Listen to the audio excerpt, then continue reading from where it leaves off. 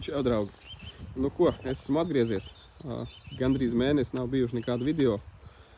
Diemžēl saistīts ar to, ka es biju aizbraucis līdz Ēģiptei.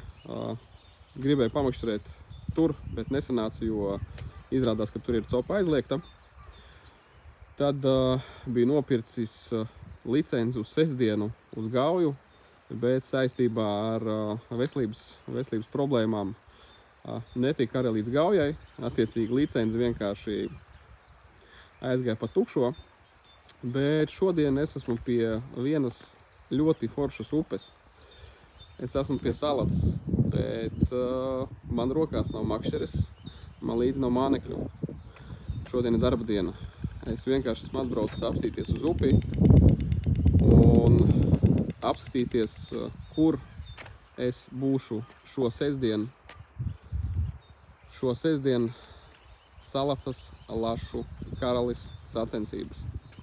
Tā kā sekojiet līdzi tam, kas būs, tam, kas notiks, rakstat komentārus ar savām prognozēm, ierakstat, kādus mānekļus jāpamēģina. Varbūt jūs zinat šo te pareizo atslēgu, ar kuru piemānīt lielo lasi un tikt pie galvenās balvas, iegūt pirmo vietu. Rakstat komentārā, izlasīšu, paskatīšos, iespējams jūsu ieteikumi man palīdzēs. Tā kā šo sestdienu došos uz sacensībām uz Salacas upi.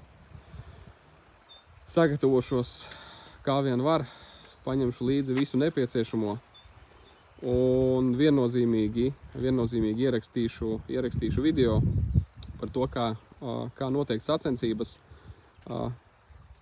Par dalībniekiem es domāju, ka parunāsim arī ar dažiem copmaņiem.